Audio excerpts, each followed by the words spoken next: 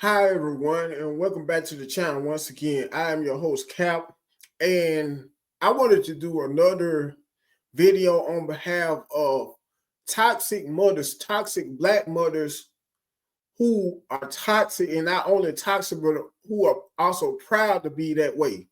And this here video will be based upon a story, a true story of a lady who is in her 40s, and she goes by the name of Michelle Blair, a black lady who hails from Detroit, Michigan. And quite a bit of you, I'm sure, may remember this story, kind of, although it's been over almost 10 years ago since this incident happened, on behalf of her murdering both of her kids and claiming that the reason why was because one of them was being sexually assaulted by the other one, judging from my understanding. And not only murdering her kids, but being proud of doing it, having no remorse and coming out saying out of her very own mouth that she had no remorse in doing so.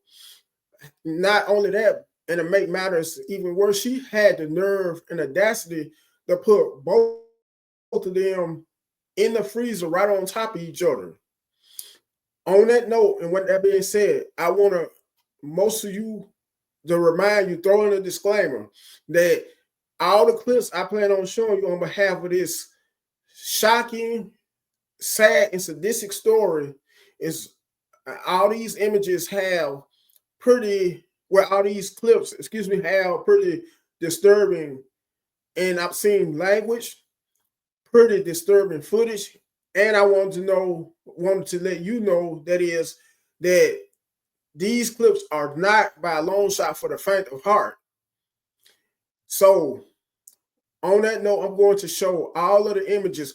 One of them will be on behalf of her, going into detail about her motive for doing what she did while in court prior to her sentencing.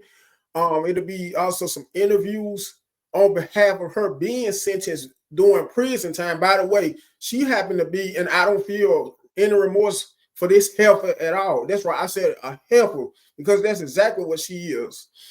You can also call her a bitch as well for doing what she did. Anyways, I wanted a lot of you to know, the majority of you, all of you to know who watch my content and listen to my content, that she happens to have a life sentence in prison for doing what she did. I, once again, have no remorse, and I mean absolutely no pity or remorse for her sentencing. And it's very obvious after showing the clips that I plan on showing you, ladies and gentlemen, that she has some very serious mental issues. And even once you see her, for some of you who may not know about this story, you will be able to attest to how she is not just a few sandwiches short of her picnic, but a whole lot of sandwiches short of her picnic, if you catch my drift. So let me share my screen and show you all of these clips.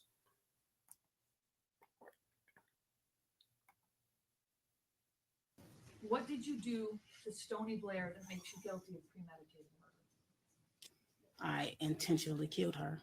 How did you do that? I repeatedly punched her. On many occasions, my son, I told him to tell me every single thing she did to him. So as she was telling me, he was telling me more and more things that she did. I assaulted her every time he told me what she did to him. By assault, I mean I punched her. I have put a bag over her head till she lost consciousness.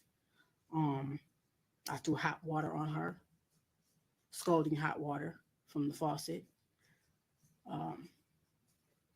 Did you hit her in the head with a wooden Yes, stick? I hit her on her head multiple times, over and over. Was that shortly before she died? That was actually days before she died and the day she died. Okay. Um, I hit on her back. It's like on her tailbone. Um, I kicked her.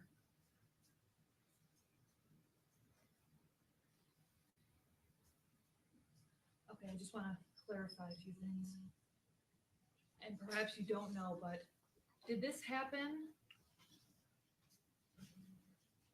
on or about May 25th, 2014? To the best of your May recollection? 25th is actually the day she died. Well, the day I killed her. And you said you killed her by putting a grocery bag over her head? Yes.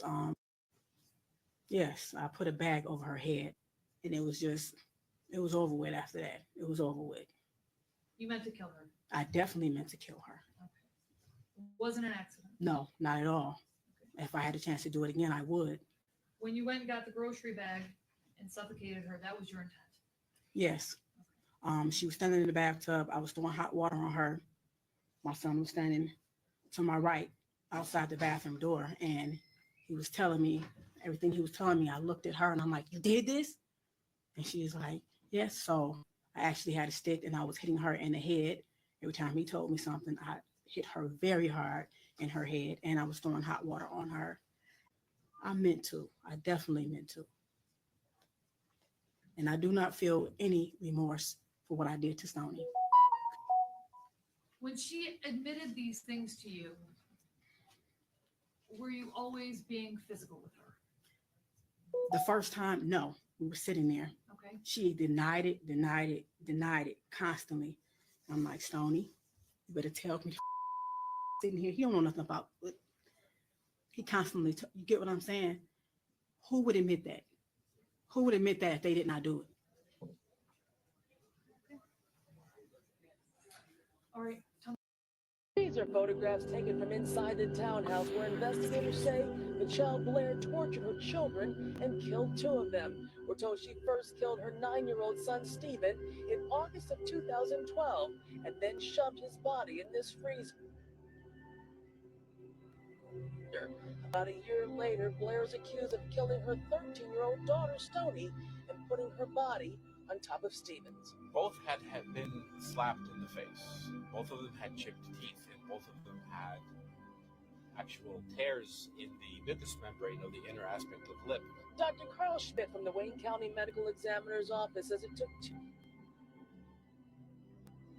2 days to thaw the children's bodies before he could examine them, and what he found was nothing short of horrifying. On 13-year-old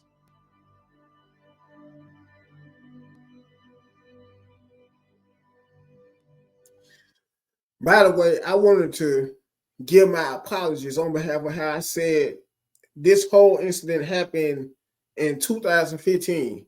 She happened to get both charged and sentenced in that year, and it's still currently, judging from my understanding, doing time because she is doing a life sentence on behalf of her murdering her 2 kids. Now, as far as the time frame when the incidents happened on behalf of her murdering both of her kids, they happened a few years prior to her sentencing. So once again, my apologies, ladies and gentlemen. This is Michelle Blair, who is facing charges for multiple murders in Michigan. In a shocking and horrifying case that gripped the nation, Michelle Blair, a mother of 4 from Detroit, Michigan, murdered 2 of her own children and kept their bodies in a freezer for nearly 3 years. The gruesome discovery was made on March 24, 2015, when Blair was evicted from her apartment due to unpaid rent. During the eviction process, court officials stumbled upon a deep freezer in Blair's living room containing the remains of her 2 children, Stephen Barry and Stoney Blair. The police were immediately notified, and it was determined that the children had been dead for at least 3 years. The medical examiner ruled their deaths as homicides. Michelle Blair was arrested and brought to trial, where she confessed to the murders of Stephen and Stoney. To my understanding, to get a trial is to get to the truth, right? I'm already saying that I did it. I'm freely giving myself and accepting life in prison. My son is worth that to me. So what I don't understand is, from what I heard today, why the prosecutors are dragging their feet. If I'm already giving myself to, like, hey, I did this, what's the problem? You get what I'm saying? I'm not going to come back like, oh, I didn't understand my rights. I'm not a coward. She claimed that she killed her children because they were sexual with her youngest son, Matthew. However, these allegations were never substantiated. Blair's confession revealed a disturbing sequence of events. In August 2012, she claimed she discovered her son Matthew simulating activity with dolls and learned that he had been abused by his older brother Stephen. Enraged, Blair physically assaulted Stephen, pouring scalding hot water on his genitals, making him drink Windex, and subjecting him to choking. Stephen eventually died from the abuse. 9 months later, Blair discovered that her daughter Stoney was also Matthew. As a result, she starved and brutally beat Stoney until she died in May 2013. Instead of turning herself into the police, Blair decided to conceal Stoney's body by placing it in a plastic bag and storing it alongside Stephen's body in the freezer. During the trial, Blair displayed no remorse for her actions and insisted that she did what she believed was right. In June 2015, she pleaded guilty to 2 counts of first-degree premeditated murder and received a life sentence. She is currently serving her sentence at the Huron Valley Correctional Facility in Ypsilanti, Michigan. You take responsibility of it. You're therefore sentenced to the Michigan Department of Corrections for the rest of your life without possibility of parole, meaning, of course, that you will never get out. This A mother's reaction to her 2 young children being found in a freezer deceased. Of course, at first I cried. It was up because I had to let go of all of that. Why did you take the decision to pile the bodies on top of each other in a freezer? What do you mean? Why did you do that? Well, I only had one deep freezer. I mean, take the decision to pile the bodies on top of each other. Where was she gonna go? How did you conceivably sleep at night? I slept well. Doing my best, Michelle, to listen to what you're saying. However, I need to know that you also accept that you had a number of other options open to you, other than the extreme violence with which you decided to act. What do you mean accept it? You had a number of other options. There were no other options. I'm not playing crazy. I wasn't in depression. None of that. It's no excuse for rape, period. According to police reports, you ordered your eldest daughter to physically lift the body of one of your children. No, I didn't tell her to lift the body. Can you imagine? You're talking about.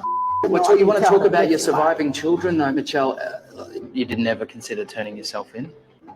If my son told me that he did not want me to go after what happened with Stephen, after I killed son, do you really think I was about to turn myself in because of her? Hell no. And I say, if anybody ever touches y'all, you better tell me. They knew. I always talk to my kids about that touching from anybody. So they definitely knew. And this is the part that really gets me. I used to tell her, rape is the worst thing you can do. Just make it. I tell her all the time. They used to make me feel like I was nothing. It made me feel like I wasn't. You turn around and you do that to my son, you knew exactly what she was doing to him. She knew exactly what the fuck she was doing to him. So yeah, man, I don't care what anybody think. She had to go, period. So I damn sure wasn't about to let grew up mad as hell all the damn time, can't trust nobody. When it was just as simple as, you're my mother, do something. Didn't call the police, didn't do just said, it's over with now. What the you want me to do about it? That's my response. So yeah, that's the problem. And this is what can happen to a kid. When like that goes, that wasn't happening to my son, period. So when I say he got closure, he got it. I know exactly what he was feeling. Even when my son was talking to me about some of the stuff, he would go like this to his face. And he's like, Mom, and it felt so nasty. And that right there, I knew exactly what he was doing. I knew how he was feeling because that's how I used to feel. When he did that, I knew it. There ain't no amount of talking. It was, no. So when you tell me she's a 13-year-old child, okay. Some of the most heinous crimes in this world has been by kids. So I don't want to hear that. That's my family. I don't give a damn what America thinks. But I also want to tell America they can kiss my ass. Don't throw no stones because they got a whole lot coming their way too. They just feel more comfortable for them to be able to say, well, my sin is not as bad as yours. At least I didn't kill my kids. That in God's eyes, we all down here. That's period. Okay. But I love and I love and I've always loved him. That's my son. Now, let me stop sharing my screen on behalf of TikTok. And I just wanted to say, after showing these clips I show of the quote-unquote freezer mom, Miss Michelle Blair, tell me these clips don't prove of how mentally disturbed, deeply mentally disturbed this here mother of two is.